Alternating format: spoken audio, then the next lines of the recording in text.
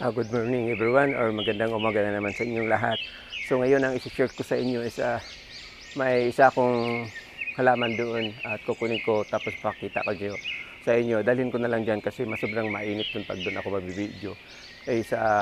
Kasi ang ginagawa nito is may buyer na nagpunta is sabi niya hindi daw ito yung Argao Taiwan. Ang sabi niya is daw ito, dalakit. Ito yung dalawang halaman nga papakita ko ngayon doon sa inyo. Saka bibidyohan ko kasi ang sabi niya it is dalakit daw because may mga ugat nga naka-expose. So yung nalaman niya about picos kung naka-expose yung root is dalakit na yun. So hindi niya alam na pwede pala yung ibang halaman na maging exposed root.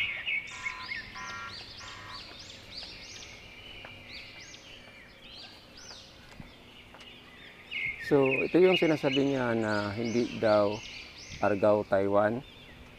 It is, ang sabi niya, it is baliti daw or dalakit. Yan. So, kung tignan ninyo, sobrang liit yung dahon. If ever na baliti ito, is hindi aabot sa ganyan kalit ng dahon. So, sinabihan ko sa nito is that is Argao Taiwan, not baliti. Pero nag-insist siya na baliti daw. So sige na lang, pabayaan natin siya. Baliti man siguro sa iyang lantaw. Then ito yung isa. So same din. Exposed root. Then tawag niya diyan is baliti. Yan. So pakita ko sa inyo yung yung baliti kung gaano kalaki yung dahon, yung pinaliit ko na grabe pero ganyan din siya. So ito ang baliti. So nakalabas yung root. Yan. Then yung dahon niya is malaki. Yan. So compare dito, although pareho silang bilog ng dahon, pero sobrang liit pag it is Argao Taiwan. So ngayon, ito ang tatrabahuin ko. Ilipat ko sa malaking pot na kaunti, tapos iti-trim kasi maganda siyang tignan. Maraming bunga. May nakalimutan pala ako. Ito naman, balik na lang tayo sa iba. After ko trabahuin tapos ko ito. So itong this is Picos nana. Then ang sabi naman niya, itong isang halaman ko dito sa kabila. So dinala ko na lang dito para mas maklaro kayo doon sa sikap ng araw, init kayo. So sabi niya, ito daw halaman na ito is Picos nana. Sabi ko hindi, that is Carissa. Sabi niya Picos nana daw. So kung tingnan niyo parang Picos nana, no, di ba? So ito yung isa, it is still a Carissa. Try kong maklaro para makita nyo yung itsura sa niya. Kasi nilulok ko itong camera ko. So that is Carissa. So ito yung Picos nana. Yan. Yun ang Picos nana. Yung sinasabi ko. Kasi sinabi niya yung Carissa ko, naging Picos nana. Yung nakita niya. So sinabihan ko na yung kasama niya nga. Kuha na lang. Pasagdain na lang kay basin dili kay siya suito ug tanom ba anak na lang ko. So lisod kayo nang makasagupa tayo ng dili kay kabalog tanom ba kay magtiglalis na to. So ngayon ang i-share ko na naman sa inyo is regarding kung pakita ko sa inyo yung seeds ng staghorn. Punta tayo doon. So ito yung tawag yun, usa lang nako ang staghorn. So, maraming business na ito nagpo-produce ng seeds. So, yung seeds ng staghorn, ito ang itsura niya. Magpurma na siya yung ana. Yan.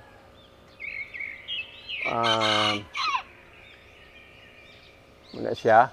Then, that is 1,000 na siya or 1,000,000 ba na siya surod ana.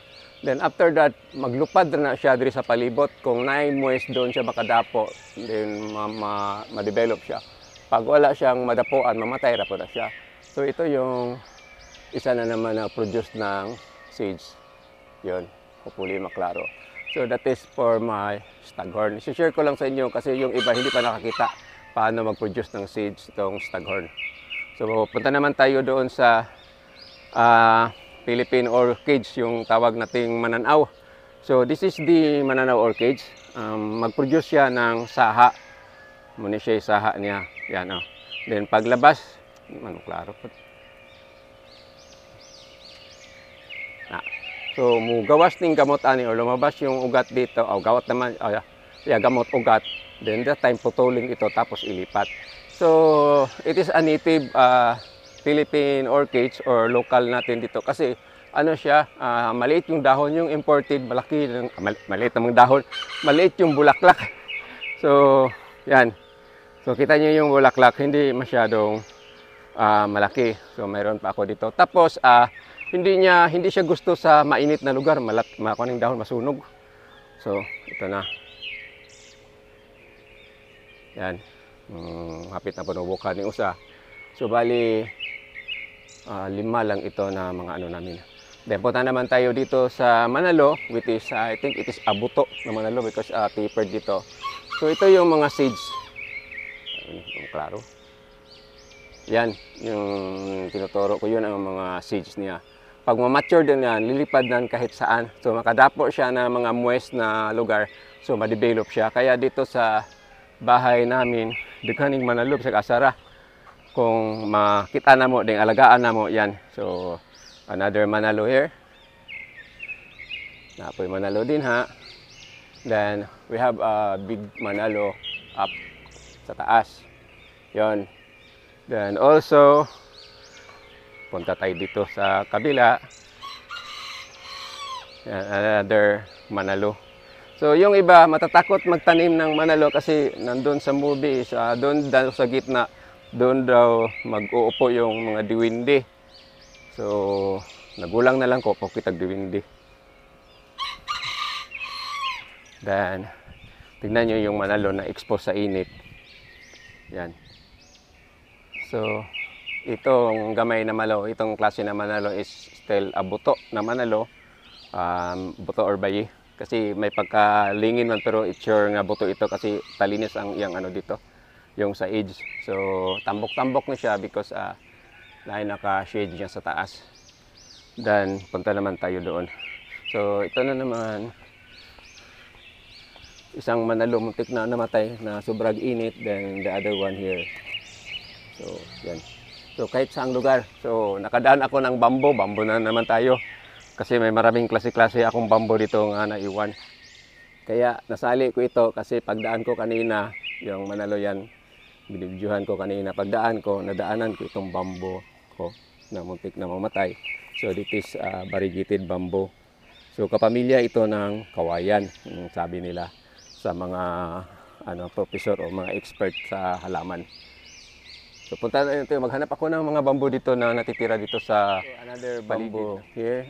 We call the tawag nila is dwarf bamboo. But ang iba tinatawag ito Chinese bamboo. So that's another kind of bamboo. So ito na lang pinipreserve namin na lang ito para hindi kami mawalaan ng mga what we call is kawayan collection. And the other one here, it is Buddha bamboo. Ito ang kawayan ko na isa sa rare na nahihirapan ako sa paghanap nitong variety dati. Then mayroon pa akong golden bamboo at saka black bamboo na namatay. So yun. So ito na lang ang naiwan. Itong Buddha bamboo madali lang buhayin. Kaya lang hindi siya masyadong matibay. Maganda sana kung matibay pa ito kasi dami siya gamon og haligi-haligi ba. So dali itong buhayin, putlo na nimo diri, ding area der, mag-uugat dayon na siya. So this is for the Buddha bamboo. So ito naman is tawag natin yung lucky bamboo. Yan. So kapamilya ito din ng kawayan ito. So sa loob ito ng bahay, pinalabas ko lang saglit para maisali sa vlog ko. Yun, that is a luck or good luck bamboo. For the last one of the bamboo, ito naman hindi ko paniwala na ito pala is lahi pala ng kawayan.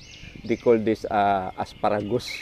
This one. So, ang gawin ko nito is tignan ko sa ilalim kung may mga saha-saha na itong halaman na ito is i-propagate ko ng marami kasi it's one of my rare, although antique na ito na halaman dito sa aming lugar kasi bata pa ako, mayroon na kami ganito, ginagamit namin sa graduation, lagyan ng orchids tapos ipipin sa dibdib mo, yan, graduate ka na. So ngayon, balik na ko doon sa aking pagriripat ng wild lemon. So, naging mahaba yung video ko cause isa yung nagpunta kasi dito sa bay, sana yun, binalik na doon sa kabila. So, ito na namang ibang halaman, ibabalik ko ito tapos kukunin ko yung wild lemon para i-ripat na naman. So, may nalimutan pala ako. So, bago ako mag-proceed doon sa aking pagriripat ng aking wild lemon is may mga seedlings ako dito or susuportan pala magtubo itong iba. So, it is sili and eggplant. So ito, pag malaki ito, ililipat ko ito sa mga black plastic yata or yung baso, yung ginamit sa juice. Kung saan lang ako makakuha ng kalalagyan nito is ililipat ko isa-isa tapos ipamigay lang ito.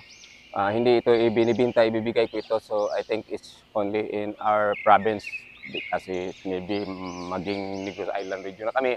So, bibigay ko ito the whole area of Negros Oriental. So, this is around 100 plus kasi madami man.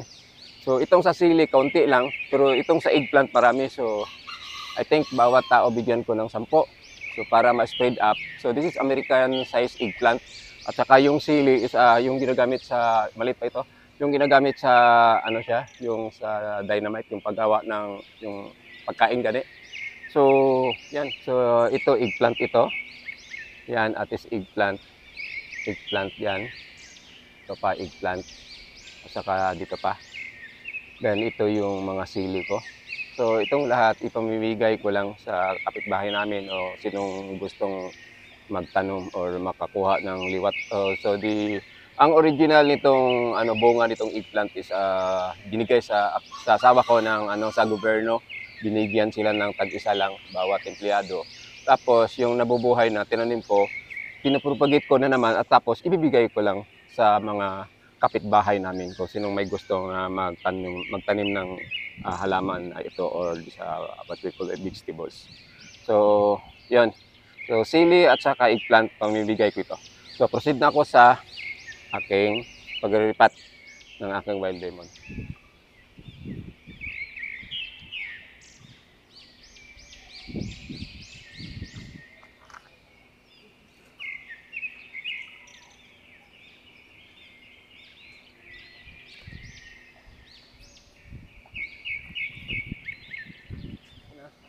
Ang ganda niyang tignan. No?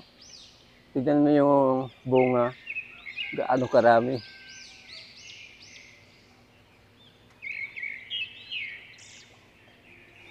First time ko pa nagka-ganito karami yung bunga. So, hindi siya masyado magandang tignan kasi maliit yung punuan ba.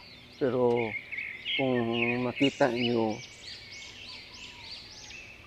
gaano karami yung bunga. Yan o. Nangahulog na gani ng uban. Kaya pala yung nagpunta dito, nagustuhan niya ito. Sabi niya, hindi ko ba daw ito ibinta? Sabi ko, hindi pa yan nabunsay. Halaman pa yan. Kulang. So, marami siyang bunga. Pero kung ito ang maging malaki, tapos i-rewire ito ulit, siguro maging maganda ito. Kaya lang, pag ma-rewire ito ulit, tapos wala na namang bunga, wala na gihapon.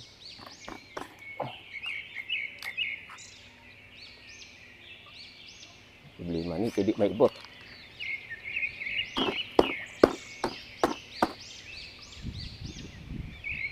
Gamay naman siguro gam.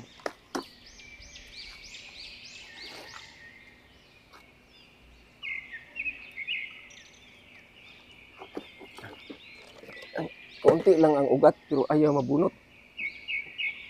Ugat pa ko si Pia. Nahayang na tuloy. Yung formation na ano. ito, magkalangay-langay sa aking pagparipat-ripat.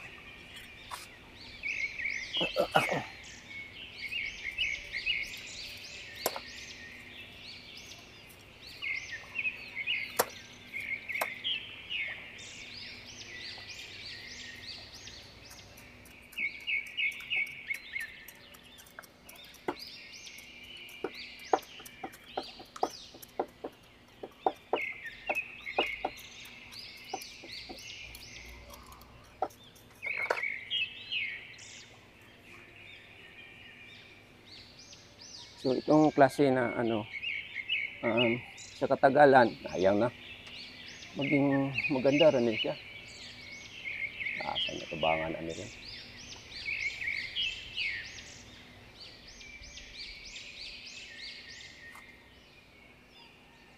Gawin ko dito, ibaon ko ng todo para mamaba siya kay taas ra kaayo.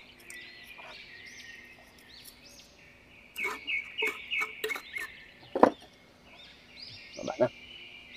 Ayan.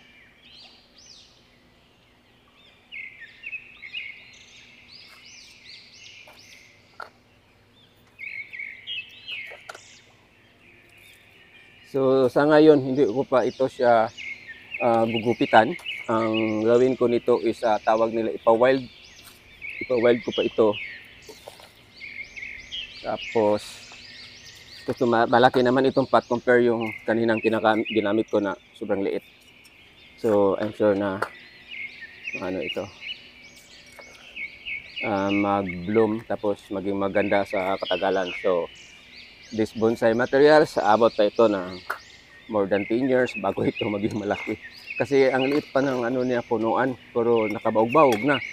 So maganda ito pag may bunga, pag walay bunga, walay lami, kay daghang tunok. So this is wild lemon, tawag ng iba dito is limoncito.